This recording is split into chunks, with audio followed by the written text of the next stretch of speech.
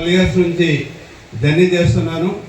ఆ జర్నీలో మన రామలింగం సార్ కూడా మన కస్తూర్బా కళాక్షేత్రంలో ముత్యాలరాజు ఐఏఎస్ ఆఫీసర్ ఆధ్వర్యంలో పెద్ద కార్యక్రమం బడి రుణం తీసుకుందాని కార్యక్రమం డిజైన్ చేశారు. ఆ టైంలో సార్ని పరిచయంతో ఆయనతో అనుబంధం నాకు ఏర్పడింది. ఒక విధంగా శ్రీనివాస్ సార్తో అనుబంధం ఏర్పడేదానికి కూడా మా సారే నేను కారణం. ఈ విధంగా గొప్ప వ్యక్తుల్ని ఆయన ఆదర్శంగా తీసుకొని మీరు ఆ స్థాయికి ఎదగాలని నేను చెప్పేసి ఇక్కడ ఉండే స్టూడెంట్స్ అందరికీ కోరుతున్నాను. అలాగే ముఖ్యంగా మామూలుగా కోవిడ్ టైంలో కూడా ఈ చదువు వైద్యం ఈ రెండు కళ్ళ మాదిరిగా వైద్యపరంగా ఎవరైనా కష్టాలున్నా వేగంగా స్పందించి మన శ్రీనివాస్ సార్ గారు సహకరిస్తుంటారు.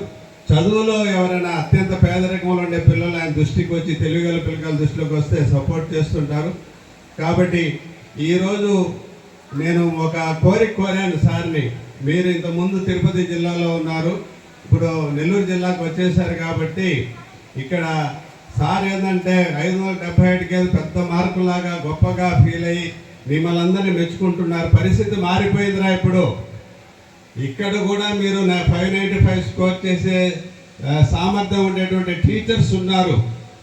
మీరేదో పెద్దగా 577కి ఎక్కువ మార్కులని ఫీల్ కాబాకండి. ఎందుకంటే నేను మన వక్ఫ్ బోర్డ్ చైర్మన్ అజీజ్ గారి కోరిక మేరకు ఒక ప్రోగ్రాం చేశాను. నేను జిల్లాలో 591 నుంచి 598 వరకు మైనార్టీ పిల్లకాయలే 27 మంది ఉన్నారు.